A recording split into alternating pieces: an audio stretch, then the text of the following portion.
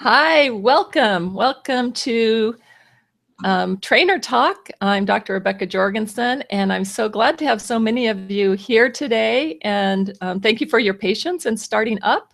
I have Dr. Sue Johnson here with me, which is always really exciting when she joined us, and on this incredible topic about working with strident pursuers, right? Persistent, maybe especially hostile. Sue, welcome. Hi. So glad to have you. Nice to meet So this is a place where we often get kind of stuck and have a difficult time with that kind of persistent pursuing when it's really hard to calm it down. Yes, and I think there's a certain place where it not only pushes the other partner away, it pushes the therapist away, because the therapist is like, all right, already, like, okay, like enough. So it gets frustrating for the therapist, and I think that becomes a challenge, because then it gets in the way of you being able to be empathic. Right. That really is. I mean, there's two parts to working with it. When we get tired or when we get attacked, right? And then also kind of just working with it in general with the extra protest and criticism. Yeah, that's an interesting one. I think, I mean, for me, the whole thing about having clients get mad at you, it always helps me to remind myself that they're threatened, that I'm doing something that's scaring them, that in the moment before they get hostile, there's a threat of some kind, and to try and get curious about how I've somehow become part of that threat. But you have to breathe before you can do that. Sometimes people's hostility sort of comes out of the blue and sort of knocks you off balance. It takes a moment to realize, goodness me, this person's completely enraged with me. And of course, the thing is, what we're always worried about is they're telling me I'm a bad therapist. Right. Which, is the place that we all, if you're a professional and you've put a lot of time and energy and heart into wanting to be good at something, you're always vulnerable to that idea that you're not perfect enough. We're not helping enough even, right? You're not helping enough, and somebody's upset with you. And that's always a place where we can lose our balance. You're not doing it right. Right. We're not doing it right. And especially when in the process of trying to learn something new. So we're already a bit vulnerable. Yeah, that's right. I mean, it's one thing when you've been doing EFT for a few years and you start to be pretty confident and you start to be able to sort of relax and use the model as a secure base, and know that you can go to it and know that it will help you. It's one thing for somebody to get angry with you. It's another thing when you're trying this dance for the first time, or you're not used to it yet and you're feeling a bit shaky. Then you're much more vulnerable for somebody to turn and say, if only you'd used a different model, or if only you were doing this, then you'd be much better. And obviously you're not very good at this because you're not doing what I want. You're not doing what I want. You're not hearing me the right way, and you're not following my list of things that you ought to be doing. It's quite interesting, actually, because we're doing this project with the government of Ontario with escalated couples. Right. And I was just supervising some of the therapists this morning, and they were giving some examples of pursuers who were really quite difficult. Yeah. And lots of these folks they're immigrants, and they come from different cultures, and for them to start to talk about their emotions in the way that we're used to in EFT is pretty new, and one therapist gave the example of this very strident, blaming lady who basically, it was an arranged marriage, and she basically decided that the only way to make the arranged marriage work is for her to tell her husband exactly how he's supposed to be a husband So she's doing her best with that. But the interesting thing is the therapist got her to the place where she said, instead of blaming him, she actually for a moment turned and said, well, I don't feel loved, and, I don't feel I'm important to him. I feel like I'm just sort of part of the furniture. So the therapist goes in and does this lovely piece of work with the man, and, just takes the one thing, the positive thing that she'd said to him weeks before and brings it out and says, how did you feel when she says this kind of thing? And how do you feel when she gets upset with you? And this man, bless his heart, who isn't used to working with emotion at all, actually manages it and stays with the therapist and says, when she says these things to me, I'm devastated and I feel like I'm falling through space. And when she says this good stuff to me, I feel the core of me opens up, and I feel, and the therapist was like, oh my goodness, this man, this is amazing. And he says, could you tell your partner, please? And so he says to her, all this wonderful stuff. And she sits there and she says, right. And the therapist is like, what's that mean? What's going on? Right, and she says, well, you're supposed to use the word heart. You didn't use the word heart. You used the word, you talked about the inside, how you felt on the inside, but you didn't use the word heart. So how am I supposed to believe you? And the therapist is bringing this like, I'm going to kill her. I've spent 25 minutes getting this guy opened up, and she turns. So then we talk about, what are you going to do with that? And that was a good example of catch the bullet, actually, because, but the irony, the dreadful thing there is, the sad thing, actually, is that I think this lady really does need support and care. Yeah. And her husband just tried to give it to her, and she batted it away with a large bat. Right. And that is,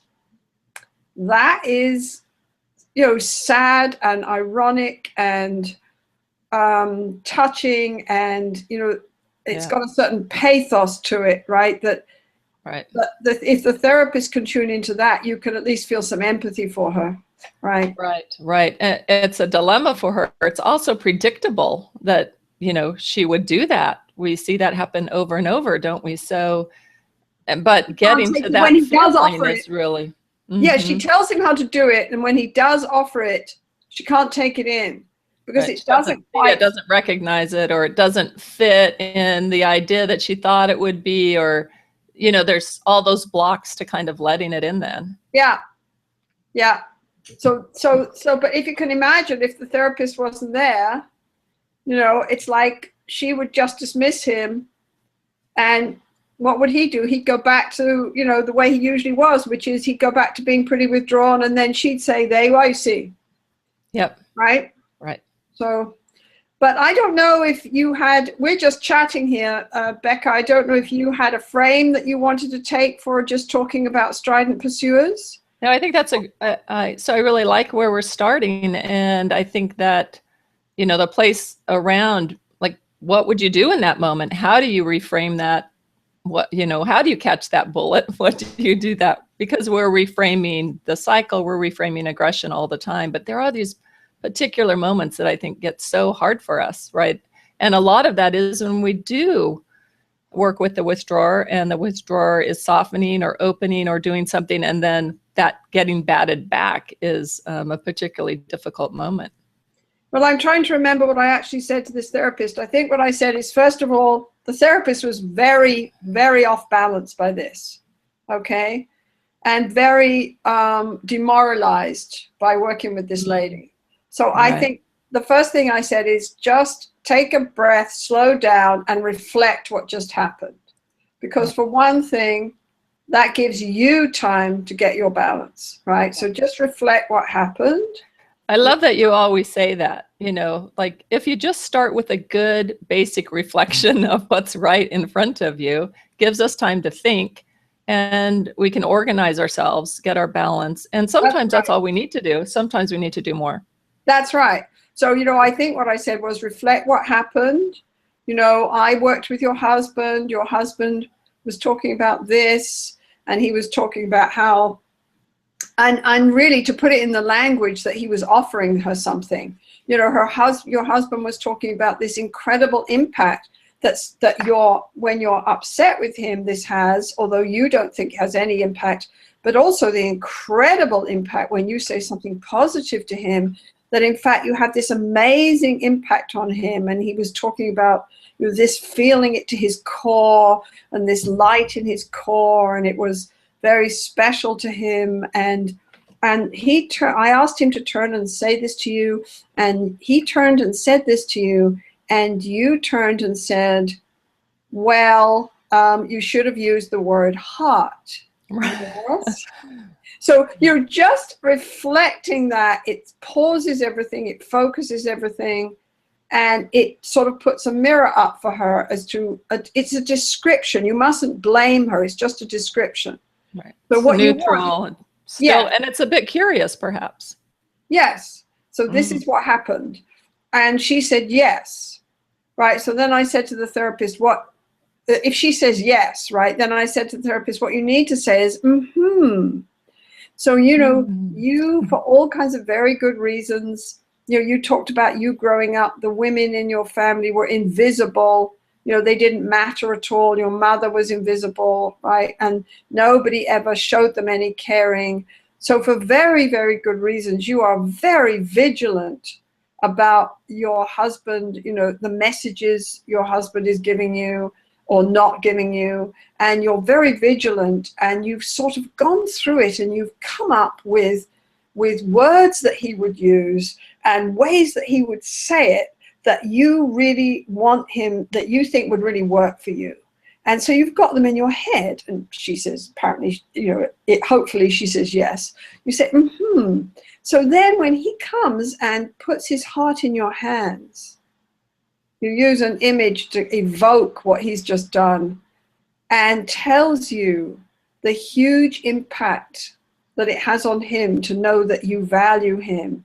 When he comes and does that, but he doesn't use these words, that's hard for you to take in. Yes, that's hard for you to take in when he says, and you present the cue that she couldn't take in again. I usually present it about 5 times. That's just the number I have in my head. So I say, so when he turns and says, that doesn't somehow fit for you because he's not using the word heart. And so then it's so hard for him to hear when he says that in fact, him saying that doesn't seem to somehow, it doesn't sort of click into, you know, the place you have in your mind where you would maybe, that it would help you feel loved. So him saying that it done and repeat it again is a big risk for him. But somehow for you, you don't quite know what to do with it or how to take it in. So I'm presenting it again. I'm giving her permission. I'm not telling her you're bad. I'm giving her making sense of her inability, but I'm also talking in a soft, evocative way and asking her. And you're also kind of, not only are you reframing, but you're letting her see, you're amplifying what he's doing, you know, that he is trying to reach her or give her something. That's right. I'm trying to amplify the cue, right? And then usually, I mean, it's only very occasionally, this doesn't work in my experience. People slow down, you know, and they look at it in a different way, and they start to be touched by the message that they're dismissing. They start to realize the message, right? And they start to look at the fact that it's hard to take it in, you know. And one of the things we know about insecure attachment, if you look at an insecure child in the strange situation, one of the behaviors that you know the child is insecure is that when the mother does offer comfort, the child doesn't take it in. The child doesn't trust it. The child is not comforted. The child cannot use the mother's care to regulate their own body. And, you know, if you've had that experience again and again, you can see how when you do get love given to you, it just bounces back. It just bounces back. There's no experience of letting it in or even really trusting that it's there long enough to grab hold of it. That's right. That's right. So, but you know, I mean, this is, if the therapist recognizes what's going on and sort of says, oh, okay, first of all, I reflect, you know, and now what I'm doing is I'm catching the bullet. I'm taking what's happened and making it harder for this person to dismiss it, basically. Right. I'm putting it all over the walls. I'm making it, I'm giving it color, I'm giving it shape. And also I'm saying, oh, that's so difficult for you to take in, which is very simple. You're not saying, you know, do you understand that I've just worked for the last 30 minutes to get this guy out? And you know, thanks very much. You know, how can you be so damn difficult? Which is maybe what you want to say, but that's not going to work, right? So you go over it and you help the person look at what is blocking them taking this in. What is blocking them taking? And you'll probably, I mean, you don't have to do this once. You're probably going to have to do it a number of times before it starts to pop. Right? That's right. I was going to say, you know, it does start to soften and then it gets reactive again, right? Like, oh yeah, it's hard. I'm thinking of a situation where it was a very strident pursuer and got that softness from the withdrawer, and, you know, she couldn't take it in. And as she started to take it in and soften a little bit, then she said, I can't go there. I can't let it in. And I was, well, what will happen if you let it in? You know, what would happen? And she said, I'll just go down into this hole because I hate the way that I treat him. And I hate that it's like it's my fault that he can't give this to me more often because I know I get so mean and angry. And if I let it in, then I you know, go to this kind of self-hate, and I use anger to stay out of that, right? My goodness. So she's telling you, basically what keeps me from taking this love in is that I get ashamed and I say, this love can't be for me because I'm so nasty. That's right. I'm so nasty. I'm too mean and I'm too mean, too nasty, and I've treated you too badly. I can't let it in. So then I would reflect that to her and say how painful that is, that, you know, she goes into this shame place, and, you know, and then I would validate that when we're not getting the love we need, we all get desperate and we all get pushy. Yeah. You know? And I would show her that compassion. I'd model it for her. I'd validate for her. And see, that's interesting because that's shame blocking. Right. I mean, and there's only so many things that block. Usually people say some version of, well, if I take it in, I'll start to trust this person. Right. That's dangerous. Then you'll let me down again. Yeah, that's dangerous. They'll let me down again. Next time I'll go crazy. I'll, you know, I promise myself I'd never be that vulnerable again. You know, I've had people say, the next time I feel that vulnerable, it'll never end. It'll go on forever and ever and ever, which I think is a real sort of almost flashback to a child experience where children, you know, when they're in pain and the parent isn't responding to them, I mean, for them, it must feel like it is the whole of reality. And it's reality. Like it's never ending. Like there's no way to comfort it. The pain's so big. That's right. And it encompasses everything, and it's going to go on forever, you know. And so I think that comes from that experience as a child. And they say, I can't bear it, you know, I can't tolerate it. But my experience is that if you go in and help people walk into those blocks and see them, they kind of dissolve, you know, and then you say, how can I help you with that? How can he help you with that? How can he help you? Can you tell him about that block? Can you tell him a little bit of that? How can he help you? And then you start to create an antidote experience in the here and now to that block, right? Right. So staying there with the block and helping it to soften, and then creating that new emotional experience makes it, but we got to be able to kind of calm them down to get there, right? So that's so important. Well, and I think validation is one of the main ways we calm people down in EFT. We basically say, you use this really nice frame of relentless empathy, right? Yes, that's right. and I think that's a good word for me, a good phrase for me. I mean, I hope it's useful for other people, but I think it's a good phrase for me because what it reminds me, how it reminds me is it sometimes really does have to be relentless. You know, it's like I can say, oh, it's Friday afternoon, I'm tired and I've been empathic 3 times already with this, you know, enough. And then somehow that phrase comes into my mind. I think, well, no, Sue, you know, sorry, that's not enough, obviously. And it's got to be relentless because you're up against this wall called somebody, you know, is terrified and they're guarding themselves and they're vigilant and they have good reasons for that wall. So never mind what you think, you know, get the empathy out and keep it up. Just keep it up. Keep up the empathy, right? I always think, you know, in between sessions like you're talking, if I'm having that kind of struggle, you know, always the perspective taking is really so helpful. Like, oh, an hour and a half or 80 minutes of therapy once a week compared to this last 10 years of the cycle, and add their childhood insecurity on top of it, right? Like, we're coming along okay. It's all right for this to take some time. That's right. And when you actually think of it that way, it's absolutely amazing what we do.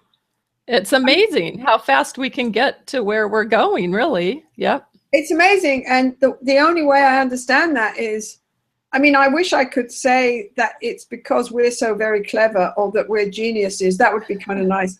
But I don't actually believe that. I think it's, if we've done anything good at all, what we've done is find and plug into the power of attachment and the power of emotion. I mean, that's what specifically attachment affect, right?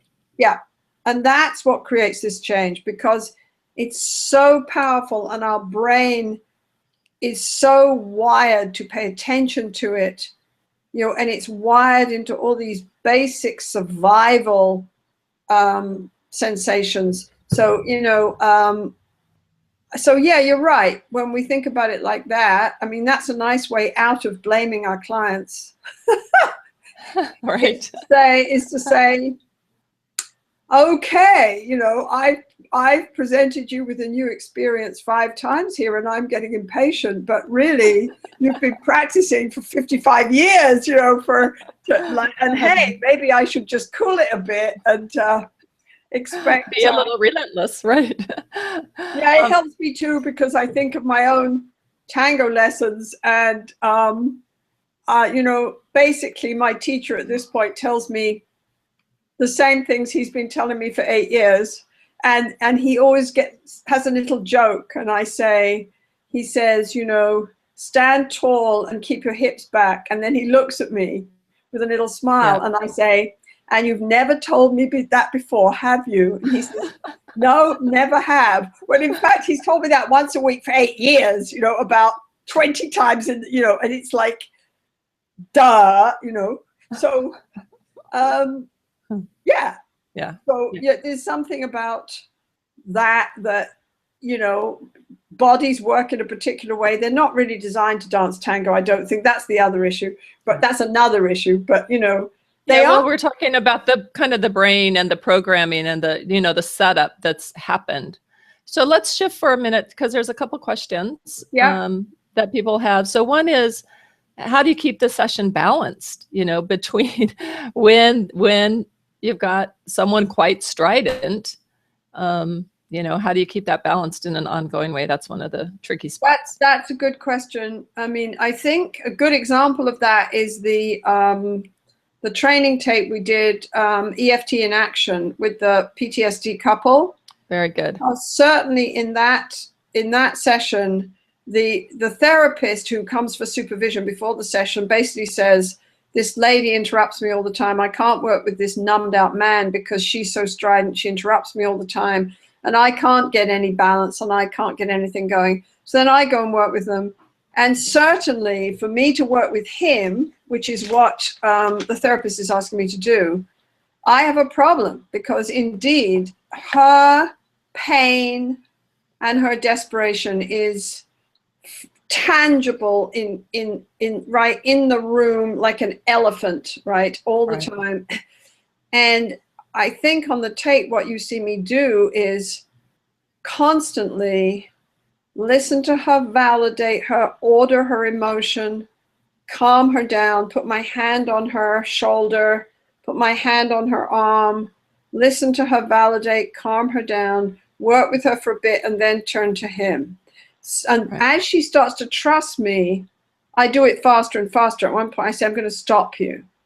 And then I put my hand on her arm and it's like I'm saying, I'm working for you even when I'm talking to him, and you're going to trust that, and I'm going to get back to you. You know, and but if you watch me doing it, I'm working amazingly hard. I mean, it might look like I'm sitting having a chat, but I'm working amazingly hard to regulate her,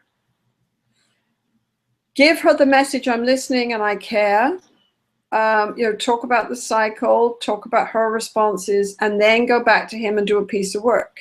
And she interrupts me, you know, and at times. And you ask her to wait. You ask her to hold. In fact, once or twice, I don't think I actually said stop. I felt like saying stop, but I said something, I'm gonna interrupt you here. And then I put my hand on her arm again. So you have to create the balance. And if you're having a hard time, stay with the process and just say, guys, you're both saying such important things. I'm having such a hard time here. I want to listen to both of you.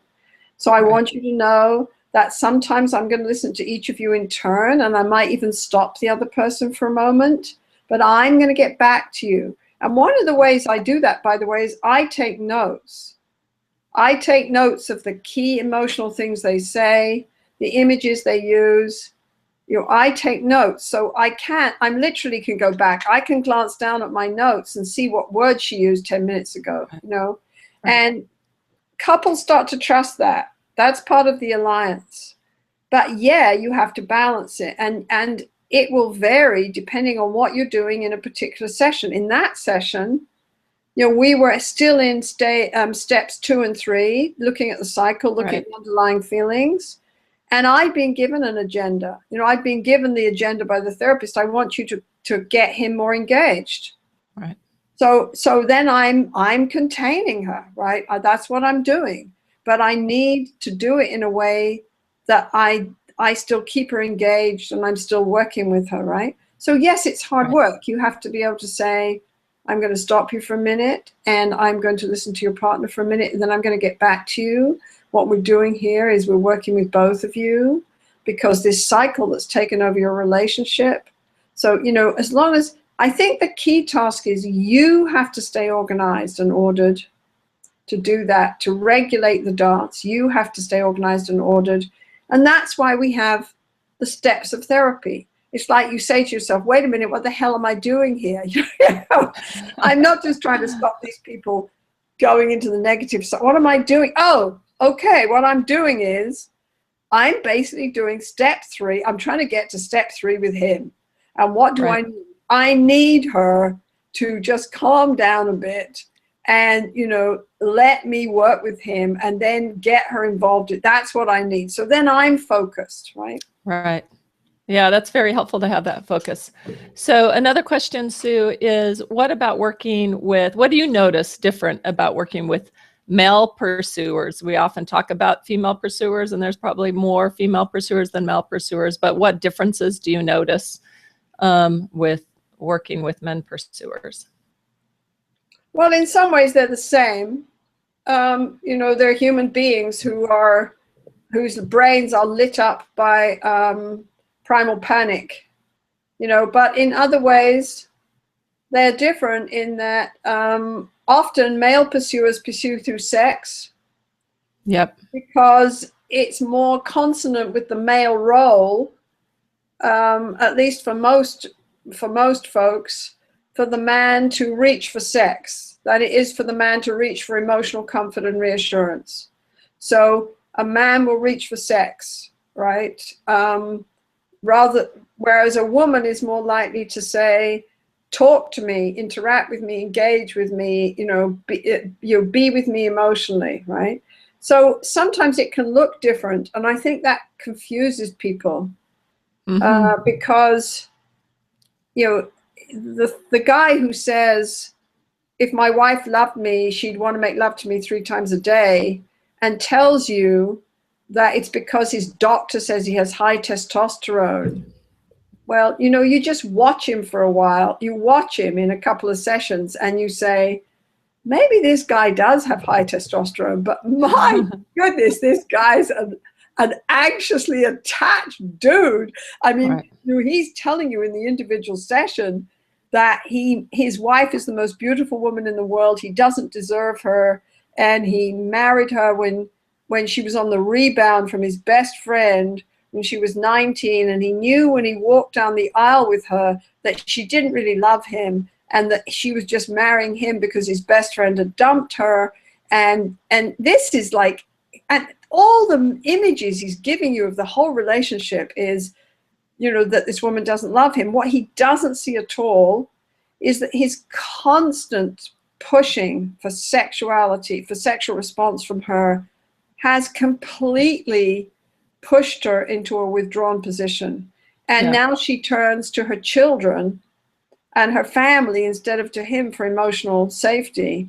And, he does it in the session. I mean, one of the amazing ones with that couple is at one point she was totally depressed and withdrawn. She started to come out in the sessions and she started to assert herself a little bit. And at one point she said to him, why are you talking about this? We went away on the weekend. We actually had a nice weekend. And we made love. We were away for 3 days and we made love 4 times. And it was really quite good. So she sounds, balanced. And then you get what happens. He turned to her and he said, yes, but are you going to make love to me tomorrow? Right. And you could just see her.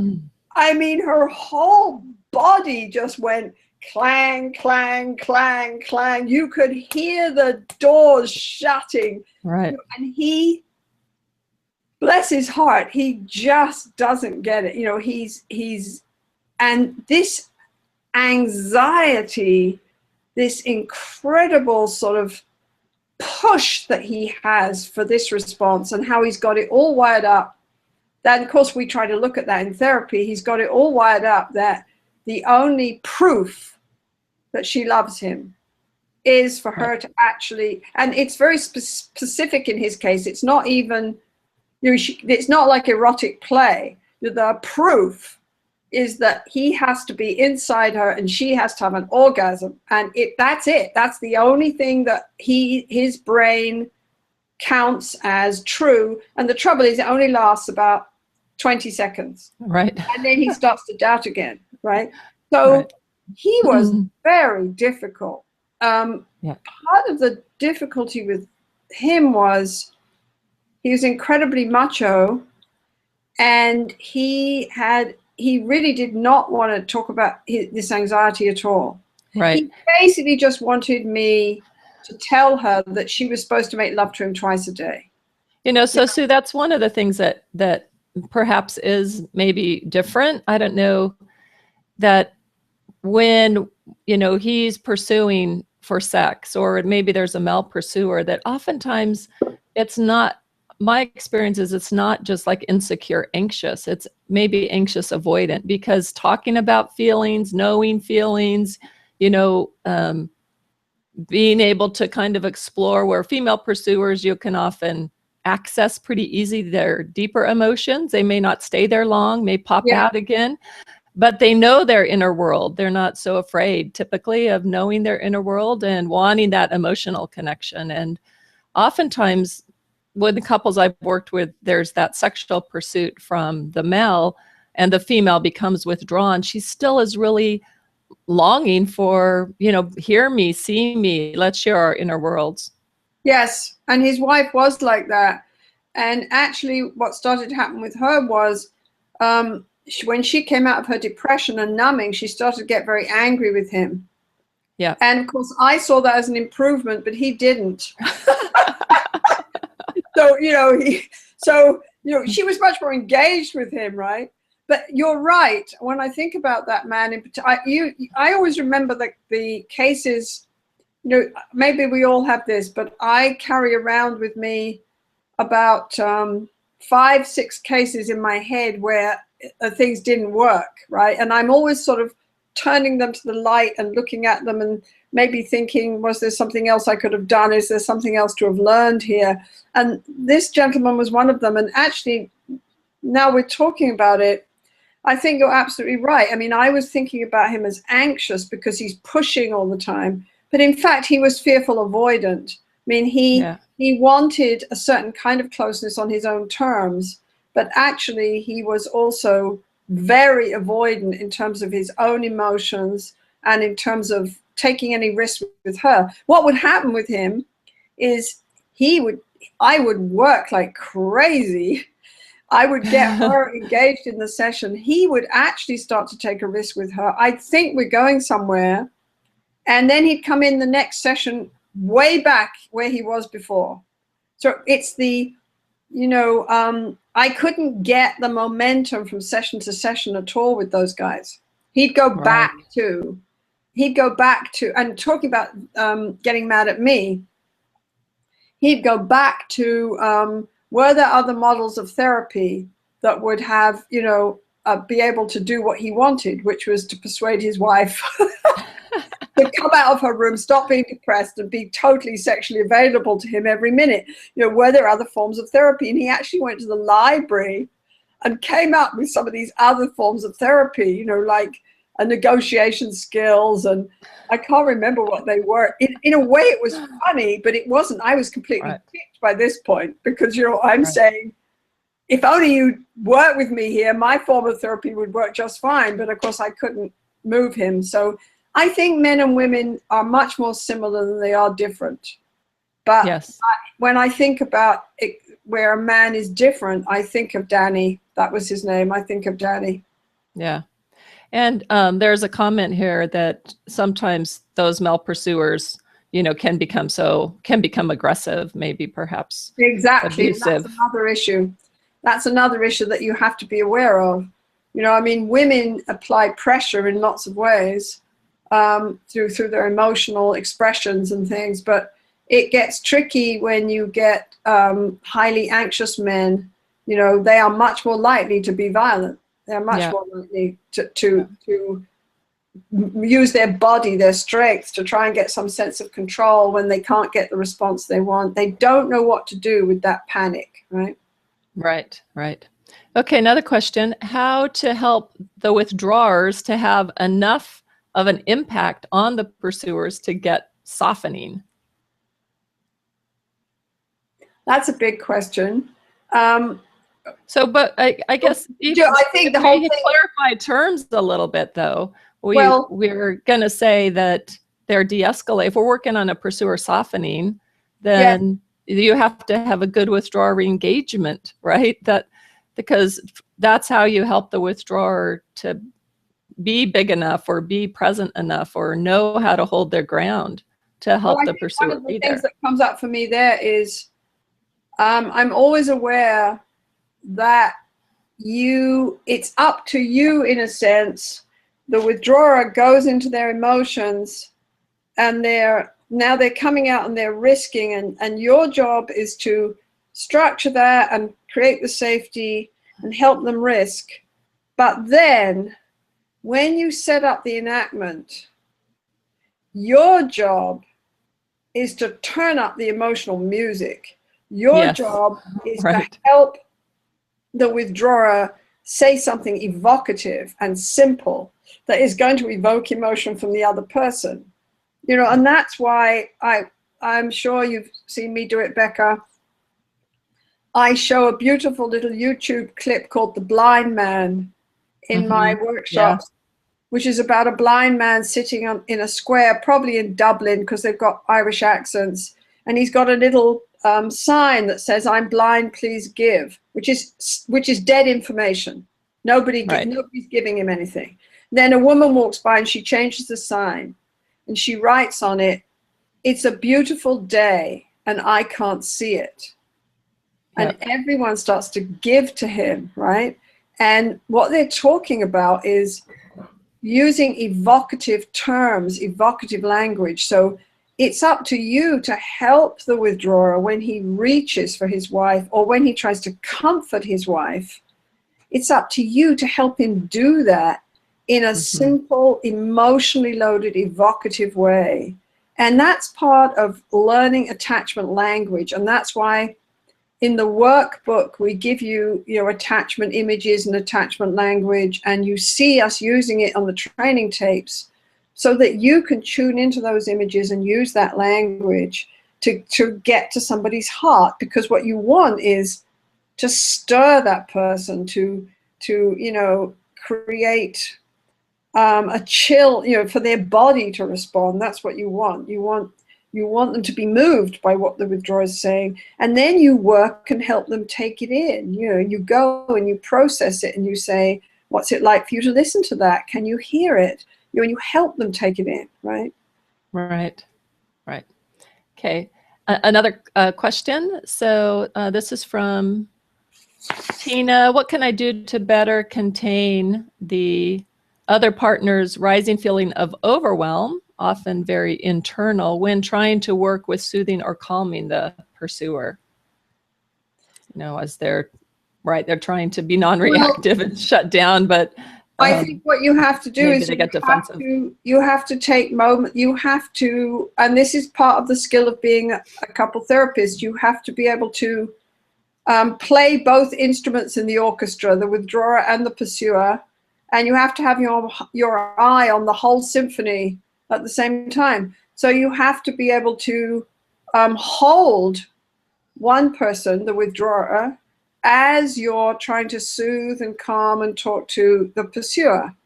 And so I can remember the first time I kind of saw you work face on, and if anyone's been in my core skills, they've probably heard the story, but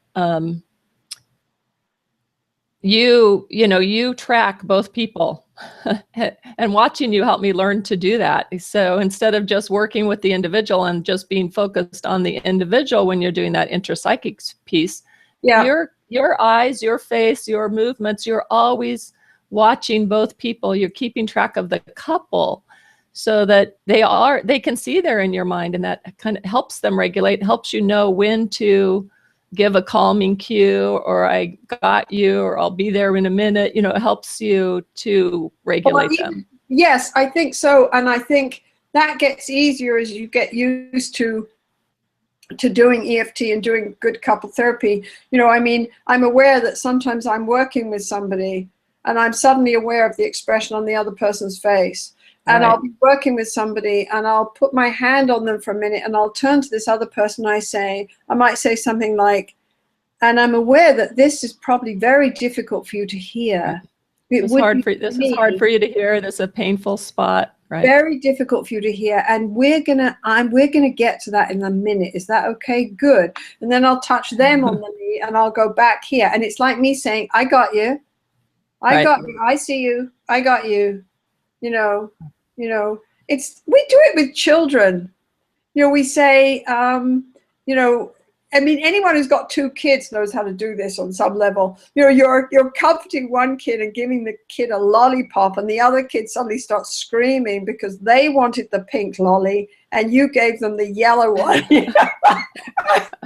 And so mothers they give this guy the pink lolly and say, "Are you okay?" And then they turn, they say, "Oh, you wanted the pink lolly, but the yellow one's special." "Yes, okay, yes." And they sort of touch the little kid and they say, "Mummy's gonna, put sprinkles on your lolly in just a minute." "Okay, yes." Then you go back over here and it's the same thing, really. It's like having two children. But the challenge for the therapist is being able to be completely emotionally present and listen to one person and relate to them, and at the same time to have that meta perspective of the other person and the relationship and where you're going. And it's all, but therapy isn't the only time we do that. We do that in dance, we do that in theater, we do that in almost every complex activity. We do it when we play an instrument. You know, if I'm playing the flute with other people, I don't play the flute, but supposing I was, you know, if you're playing the flute, you're looking at your own notes, you're thinking about your breathing, you're thinking about what you're doing, and there's another part of your brain that's putting what you're doing into the whole piece of music, into the orchestra, into certainly acting's like that. And, you know, I do know a bit about that one. You know, you are acting your character and you have to be completely in that. And at the same time, you're aware of this plot and the other characters and how this plot is gaining momentum and where it's going. And you know, it's you need practice. I mean, that's one of the reasons why couple therapy is not just individual therapy with two people. And why I get worried when people say, oh, well, I've never actually had any formal training in couples therapy, but I do see couples. I say, ha, ha, ha, you know, but, you know, I know how to do therapy. Well, no, you might be a really good individual therapist, but you need practice to do what we're talking about here. Right. Yeah, it's really that different skill that practice brings about being able to hold ourselves, hold each partner, and keep the meta perspective of where we are and what's happening in the session. And that's why it takes practice. And that's why I say to people, best way to learn EFT is look at your own tapes. Yeah. You know, best way is to watch tapes of other people doing it and look at your own tapes, right? Yep. So another question.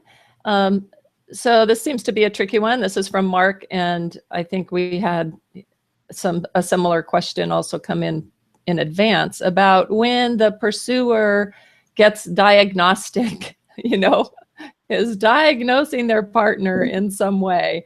And that's their block. And that's how they use blame and criticism is to, you know, and that's catch the bullet stuff.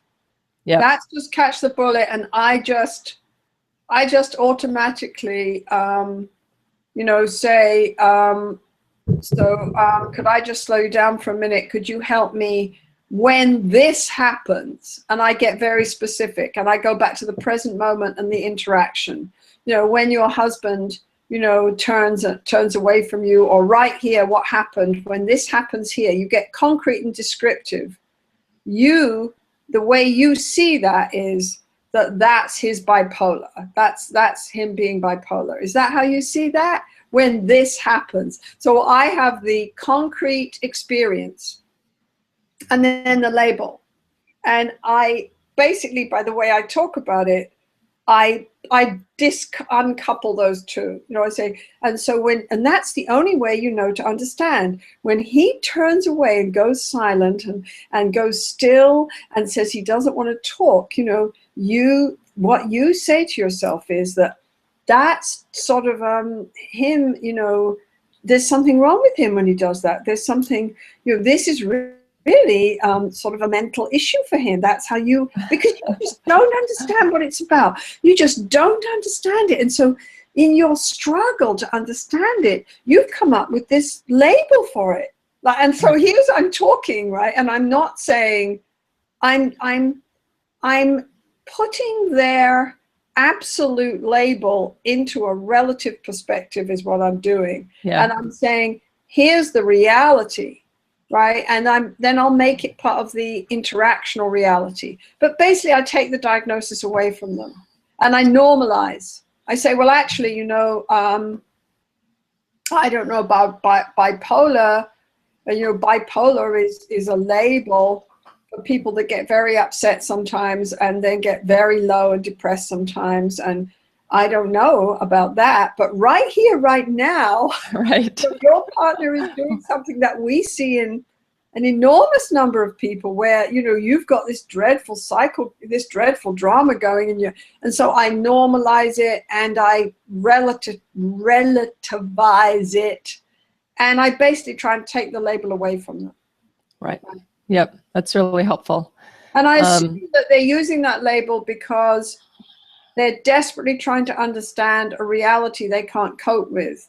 And so in the end, a label at least gives them a rationale, an order, a way of understanding what's happening. So they hang on to it.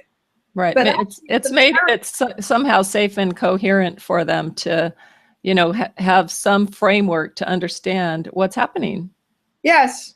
But oftentimes it's a terrible deal they're making with themselves. I mean, one lady said, well, the way I understand it is just he's a creep. Well, you know, so then, oh, well, that's great. Now you're married to a creep. You know what? That's a bad, you know, deal. I mean, and you're dying for his attention. Yes, that's right. So they say, aha. So could you help me? I don't quite understand creep. Creep is like, could you help me? What's creep mean? And then you just unpack it, you know, because it's a label. Yeah. But it's horrible. You know, the way she's making sense of it, her partner is defective and cannot ever respond to her, right? Right. Well, I think I really like just the idea of the label, whatever label it is, whether it's mental health illness or, you know, what kind of ever caustic label that the blame or the criticism comes on, that when you treat it the way that you're describing, and like it's not a block, it's actually an entrance into the process with them about how they see it, why they see it that way, and really the underlying pain that kind of forms it and feeds it. In all this, what we're talking about here in all this, I mean, the ultimate way we deal with all this stuff is to go beneath to the underlying pain and understand it in attachment terms. That's what we do, right? And what we're talking about here is very Rogerian. In EFT, we always go beyond the labels. We always go beyond the problem, the diagnosis, and go into the process. Don't tell me your label. Show me how you regulate your emotion. Show me your habitual way of engaging with others. Show me what you do when you're vulnerable. Show me when you get stuck. That's much more useful to me than announcing, you know, I'm bipolar. Well, really? We're experiential therapists. Translate that into experience for me. When are you bipolar? What does bipolar look like? You know, are you bipolar now? How does it feel? You know, so you sort of go into that. But our whole society loves labels, and it makes us feel in charge. We categorize things, but then it traps us, right? Right. So one final question, because we're just about at time here. That's amazing. We'll probably run a couple minutes over if we take this question, but I know we started a couple minutes late, so I think it'll work out all right. But it's amazing how quickly the time goes. You know, time flies when you're having fun, right? Isn't this the best thing you've done all day, Sue? Yeah, sure. Yeah. So Valerie asked, or actually she said she'd love to hear us talk about stage 1 when the Strident Pursuers partner is defending, you know, so you really get that attack or the blame situation going on in those moments, you know, when it feels like just being ping pong when it's going on. You just do the same as you always do.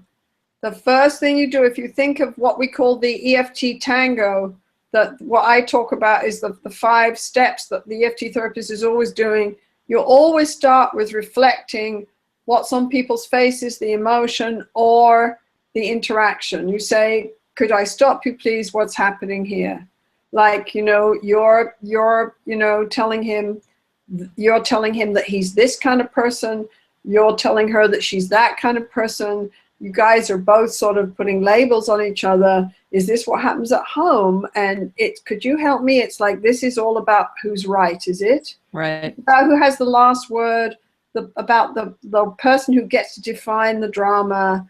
And it's all about who's right. But what I see is this is very painful for both of you. I mean, who's right is really I'm not sure it's a prize worth fighting for, because what I'm seeing is that both of you are, it looks to me like if I was in this, I would feel pretty upset and pretty unloved and pretty alone. So I just start reflecting the cycle in attachment terms and say, and usually if it's attack, it doesn't last long because people can't keep it up. And then you'll see it revert into something else, either demand, withdraw. And then if you look at the 5 steps in the EFT Tango that I talk about, one's reflection of the process within or between. The next one is you go into the affect with somebody. You say, could you help me? What happens to you? And you go into you pick up a word that somebody's used, you deepen that emotion, you connect with it, and then you start to move beyond the numbing or the anger into something a bit softer. And the minute you get something even vaguely expansive or new, step 3, you turn it into an enactment. You say, could you tell her, please, have you ever told her that actually you're not icy and indifferent when she says these things?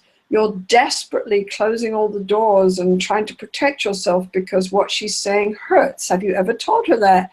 No. Well, could you? What would it be like to tell her that? So then he tells her, and you watch how he tells her, and then you say, and then step 4 is process the enactment. But what was that like to tell her? Could you hear him? What happened here? And if something good comes out of it, or even something new, or even something not quite so bad, that step 5 is you celebrate it and you look at the whole process and you say, look what you just did.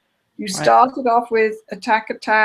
You took a risk. You turned and you touched your softer feelings. You gave it to your partner. You struggled, but you were able to hear him. My goodness, that's amazing. Isn't that amazing? Look at what you did.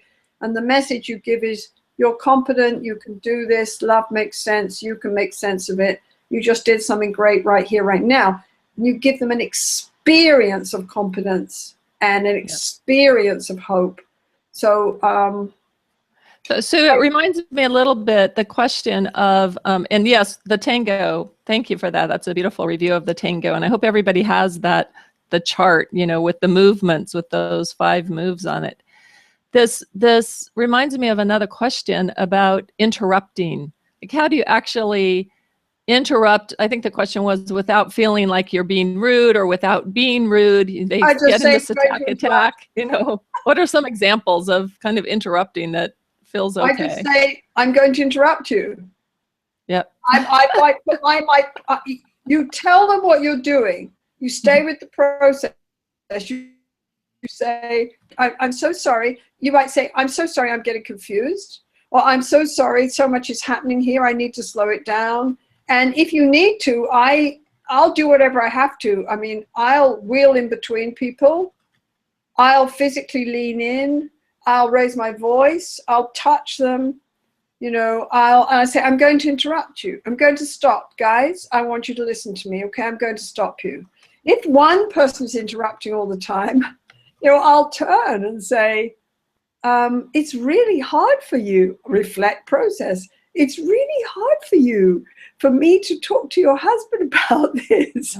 There's something here this is so urgent for you to, there's something here that's so important, and it's so urgent for you to comment on this, right? It's so hard for you to sit and listen while I talk to him about this, and he says, yes, I really understand. And then that might go somewhere, or it might not. And if it doesn't, I might say, but right now I think I say on EFT in Action on the tape, actually, I say to her, I call her name and I say, I don't want you to do that right now. I want you to slow down. And she actually goes, and then okay, right. So she can contain it, right? And some of that. It's so hard because they're in their automatic implicit process, and we're, trying to interrupt that. So I think listening to those tapes, the EFT in Action is great because of the second DVD, or the first DVD, where you're not working with them, but you're talking to Joshua about what to do with high escalation high escalation. And then I think the other thing that's kind of helped me, because I was a non-interrupter, you know, my mom said things like, you don't interrupt people, it's rude, It's you know. rude. Yeah, it's rude. It's rude. Yeah. To kind of learn, I wrote sentence stems. I'd kind of go through transcripts from the training tapes and, you know, circle the ways that different people interrupted. And I got a couple favorite ways that I could say, oh, I'm sorry, or I'm sorry, I'm going to interrupt you. I'd be kind of over apologetic at first because I was so tentative about doing it. And it also kind of needs to match the level of escalation in the room, right? Yes.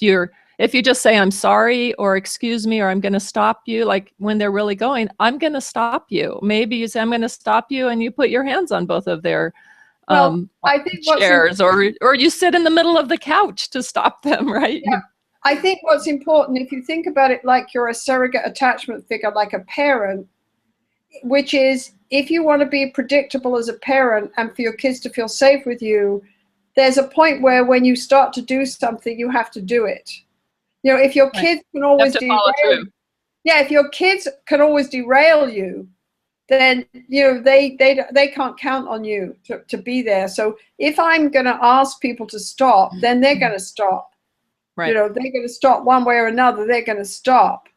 Okay. And if I have to, I'll address that process. If it's really getting bad, I think I do this in the second to last chapter in the Practice of Emotion Focused Couples Therapy, the EFT text. And he keeps interrupting. He's a research scientist, and he keeps exiting into these cognitive fogs. And he keeps interrupting the whole process and going off into these and I actually stop him at one point and deal with it and say, do you notice that this happens? Do you notice we're doing this? You know, and I frame it positively, of course, you know, that he's so fascinating. And I get confused. I take it on me. And so if it's okay with you, I'm going to stop you. And with him, it was so constant. I said, I'm going to stop you. He would sit with his toe in front of me with his knee crossed. I say, if you wouldn't mind, I'm going to, when you're going in, bringing all these wonderful ideas in, I'm going to stop you. I'm going to just touch your toe, and I'd like you to stop. And he says, oh, yes. And then I do it about 20 times in the next 10 minutes. Right? And basically, I train him, really. Right. I train him. So the point is, by the end of the session, all I have to do is look at his toe, and he stops talking. Right. So if you have to stop and take care of the process, that's what you do. You know, hopefully you don't have to do that, but sometimes you have to do that to take control of the session. Right. It's that basic session management that you have to. You can't take control of the session. Right on top of. You can't create safety for your clients. Yep, that's right. Okay, well, I think we're kind of out of time. We have some other questions, and they're great questions because we can use them, just, you know, answer them in other fashions, maybe on the newsletter, and maybe another time we get together and do something like this. People can ask them on the listserv, maybe. Yep. That would be really fun to do. So thank you, Sue, for being with us, and thank all of you for being with Sue and I. It was just great to have your participation and to have you show up for us. Thank you, Rebecca. It's great. Thank you. Thanks, Sue. Okay, bye-bye. Bye. Bye, everybody.